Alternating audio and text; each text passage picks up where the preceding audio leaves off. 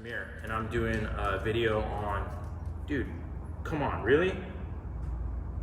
Seriously, dude? I'm just gonna sit here and make a video and have an iced tea and you're gonna come in here and disrupt me because you're a drunk?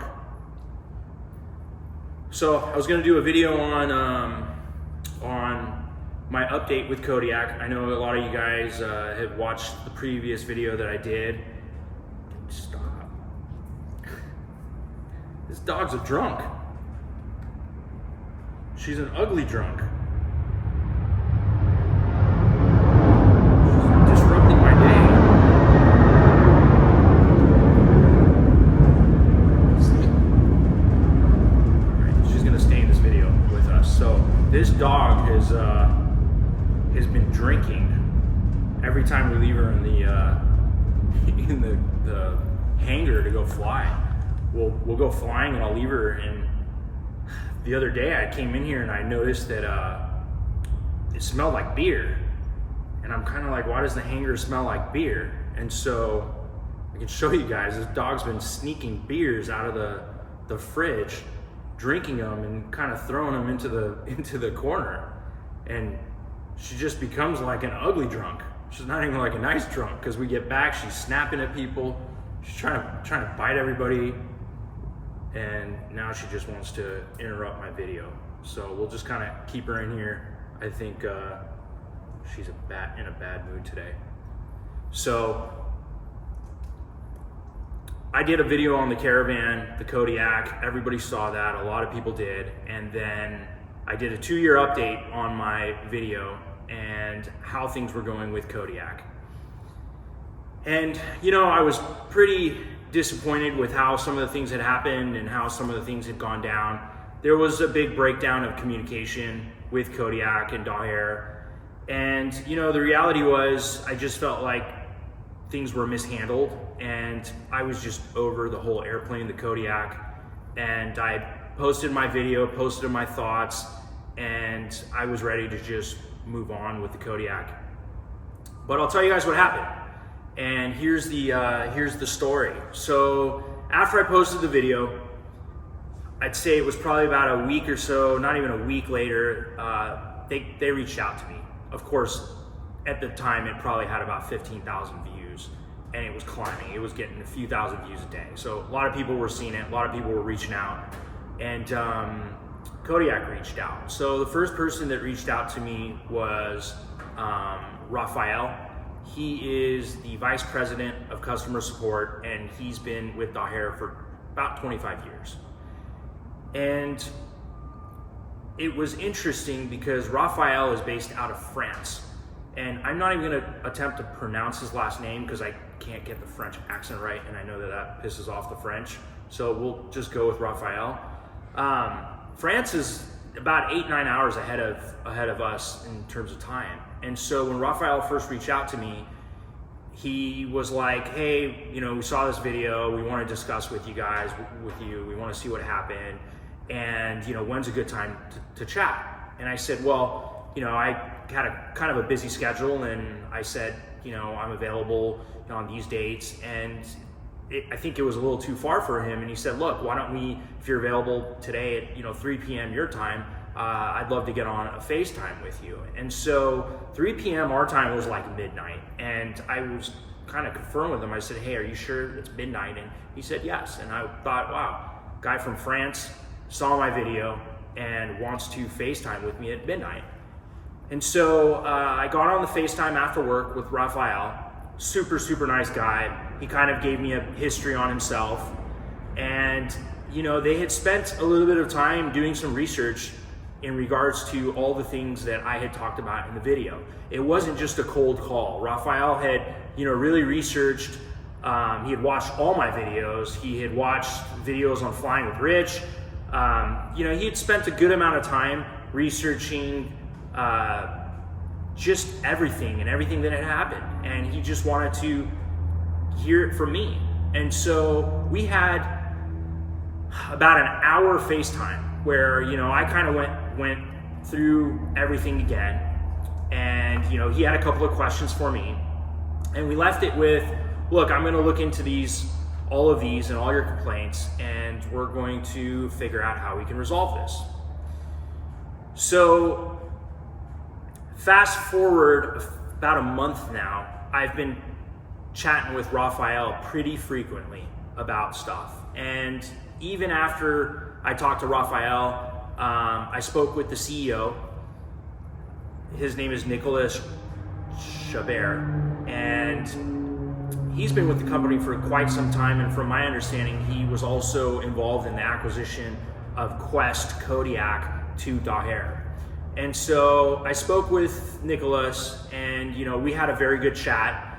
He understood a lot of the complaints that I had and everything that I was talking about, and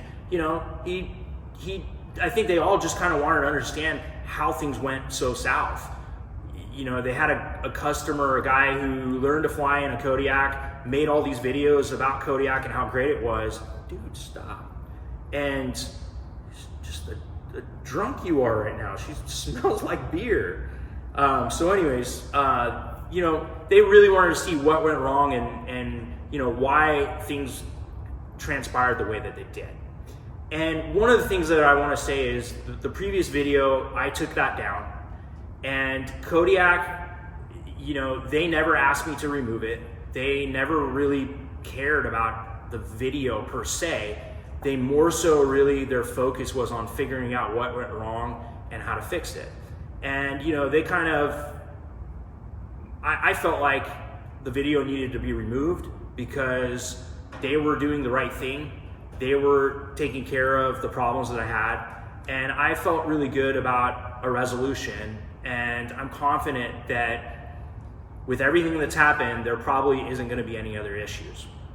And, one of the things I talked about before is new airplanes, they go through their growing pains. We all know this. Anyone who's had a new airplane knows this.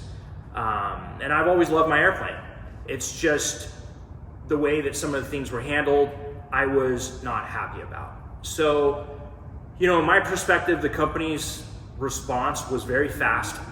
It was strong. The upper management really took the situation very seriously. With the multiple discussions I had with Raphael about my concerns and individual issues individually, they really tried to figure out what I was talking about, why I was talking about it, and how they would resolve it. One of the big things was not having necessarily a service center close to myself. They reached out to Jay's Aircraft, where I based my plane out of, and they're discussing with Jay in regards to making him a service center and allowing him to work on Kodiaks. I think that one of the things Kodiak is working on is how to be more accountable to their warranty. That was one of my big complaints, was that I was having a hard time getting warranty service.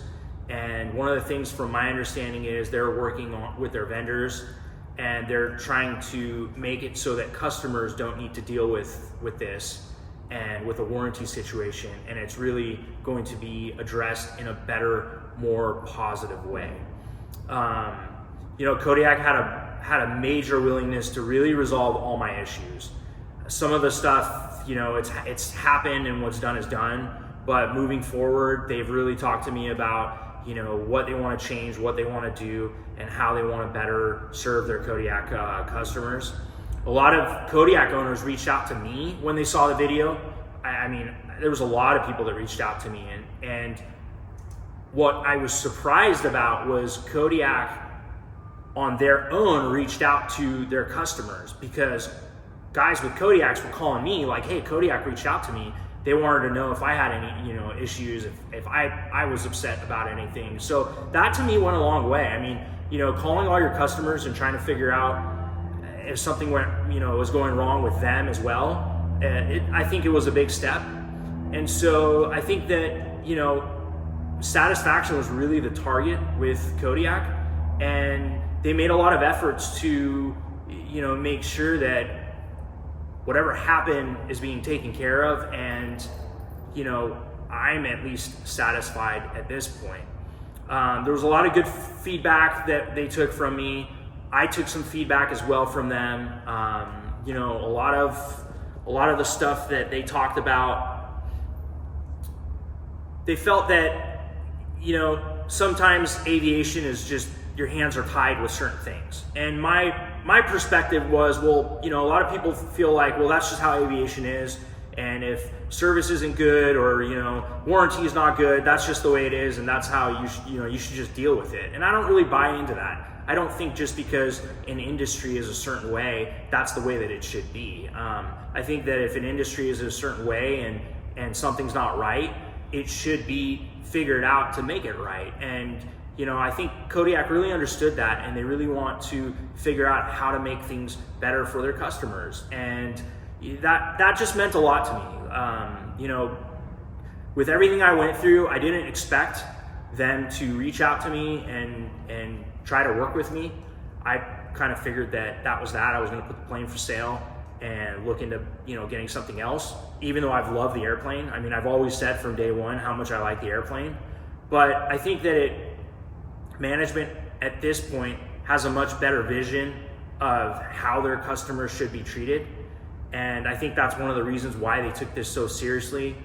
And they really went out of their way with me to try to fix everything. And in my perspective, I didn't necessarily understand airplane warranties and aircraft warranties and how that transpires.